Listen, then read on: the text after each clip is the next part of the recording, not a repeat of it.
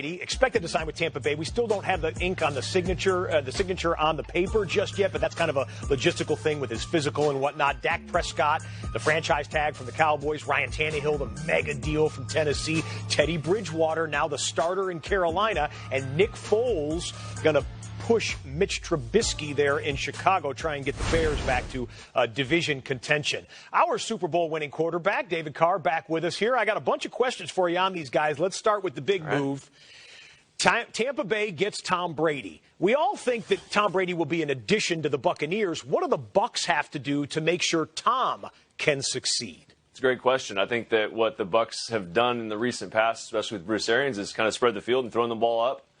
No brisket, no biscuit. And Tom Brady hasn't necessarily done that the last few years. Remember when they won the Super Bowl, I formation was the key. They had a strong run game, and he threw the ball quickly, got it out of his hand, found completions, identifies coverage. It's a completely different world. So this age we live in now, with the limited time that they're going to have in the offseason, how are those two going to mesh? And that's going to be the interesting part, because I think that one of the main reasons that Tom chose the Bucs over the Chargers is because he really believes that Bruce Arians will be able to go multiple personnel, different types of matchups, and really put pressure on the defense. And I would expect them to do a lot of that. So I'm excited to see this and see how this unfolds, but the run game needs to be strong. The offensive line needs to be a little bit better. So there's some things they still have to kind of work through as these offenses kind of come together. It's also going to help if Mike Evans remains 6 feet 4 inches and able to fight off any other defensive back. No doubt about it. Kind of look over there, throw it up. Oh, Godwin's over there because you're doubling him. When in doubt, throw it up to Mike Evans. Right now, not bad.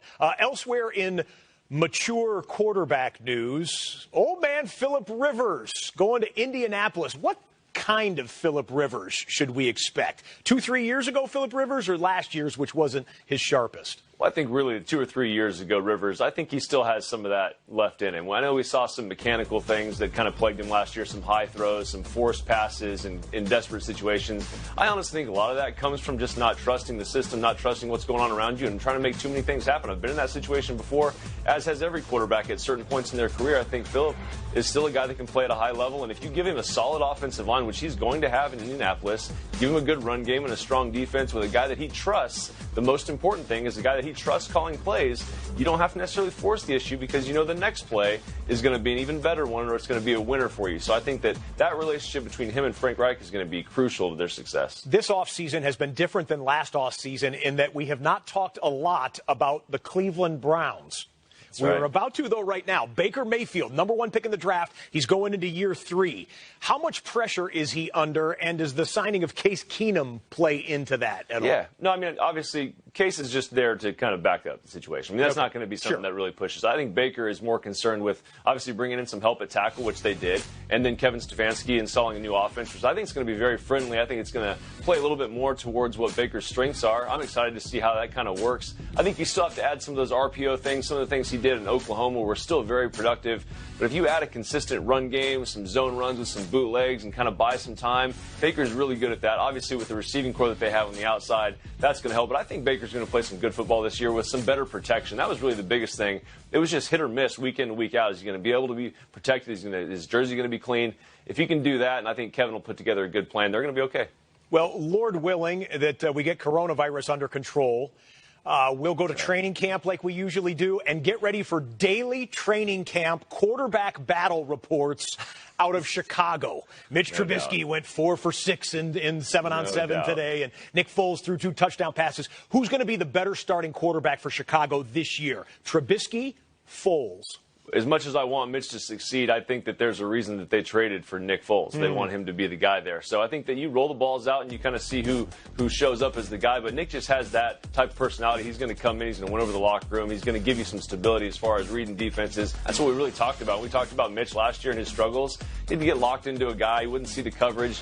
Nick's seen everything. He's a veteran guy that I think is going to, unfortunately for Mitch, those receivers are going to get excited because the ball's where it's supposed to be. It's on time. It's in the right location. He's not killing them in practice. Not to say Mitch does that, but he's not to that level. So I think the advantage right now is Nick Foles, but we'll see how it plays out. What we wouldn't give just to watch a little live 7-on-7. I don't care if it's in July and in shorts and helmets. Totally fine. Some live sports would be delicious right about now. Yeah, DC, well done. Thank you. Well, if Joe Burrow is the presumed number 8 and tweeted out a selfie saying, quote, appreciate the well wishes, I'm feeling better and fortunate to not have any of the respiratory symptoms. 4 more days at home. Beat COVID with the hashtag there.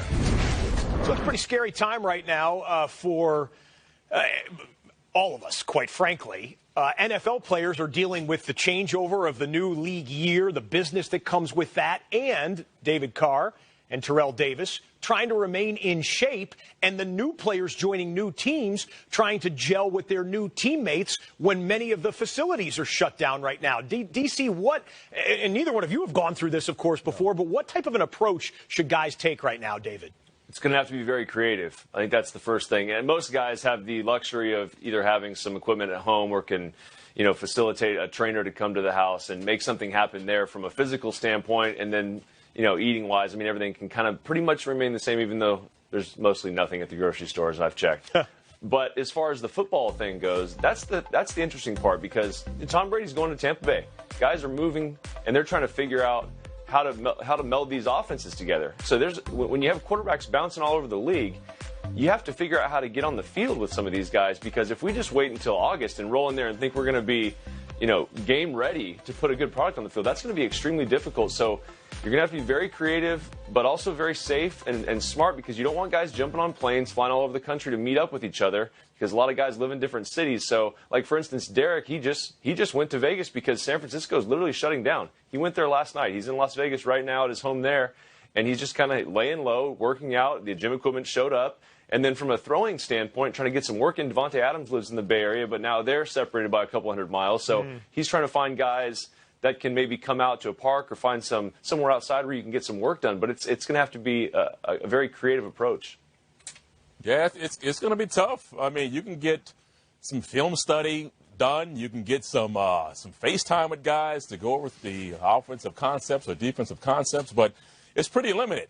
But as far as working out, I have an idea of what you can do to work out. I've been working on this. You got to show this. That's how you get your swole on right there. If you're at home, you just go in your backyard, you do a few little squats right there. Perfect. You know what I'm saying? A little standing ab crunches right there. You don't need a jump rope. Jump rope is optional. You just jump and you got there. Little burpees. Then you finish it off with some push-ups, man. So that's how you keep your swole on you and you stay fit. I'm looking through the rundown right now. I didn't see time built in. You don't need no weights. I didn't see time built in for TD topless humble brag here. That's on Instagram, by the way. Is that your IG? Go ahead, give it out. Is it? Go ahead. It's the real Terrell Davis, by the way. There it is. There you go. DC, I'm gonna do that workout tomorrow. Where's yours? DC, where's yours, man? Put yours up. David, we expect tomorrow. Stay tuned. From the swimming pool in the backyard. Yeah, absolutely. Fellas, thank you. All right, some more players doing what they can to help out during these difficult times. One of them, Baker Mayfield and his wife. They are matching all donations up to $50,000 to the Cleveland Food Bank. Posting that out on @BakerMayfield on Twitter. Other big story today, the Rams cutting Todd Gurley. He was the NFL's leading touchdown scorer for 2 of the last 3 years. At one time, the premier running back in the league, but last year, knee issues greatly diminished his production, and some financial considerations were involved in his release today as well. Gurley, 2017, 2018, you could call him the best running back in the NFL. 2019, fell into double digits in all the categories that you see right there. And carries, of course, went down as well, as the Rams were trying to be judicious with his wear and tear. Gurley, upon hearing the news today, damn, I got fired on my day off, going with the Friday quote right there, and then hashtag quarantine and chill. Let's bring in our former Pro Bowl running back, Maurice Jones-Drew, right now, who's wearing something that it could be out of the Debo collection, I think. Well, if you button the top button, but you're looking good, MJD. Okay. Look, this is serious business, though. Todd Gurley is your guy. You work with the Rams during the season. What do you think about this decision? Well, granted, it's a tough decision, right? Todd Gurley's a guy that literally took the Rams to the playoffs, Coach McVay's first year, and then got them to a great opportunity to go to the Super Bowl, having them set up. Now, I know CJ Anderson came back and kind of led some of that, but Todd was the guy that got him there and ran well in the playoffs against the Dallas Cowboys. He didn't play as well against the Saints, but had some big runs in the Super Bowl. So he's been their guy. And it is disheartening to see that, you have a bad year and this happens, but this is part of the business. This is the business of the NFL that we see, that we hate. And that's why I always dislike when fans say you should take a team discount, because in this situation, if you don't produce the way they feel you should, they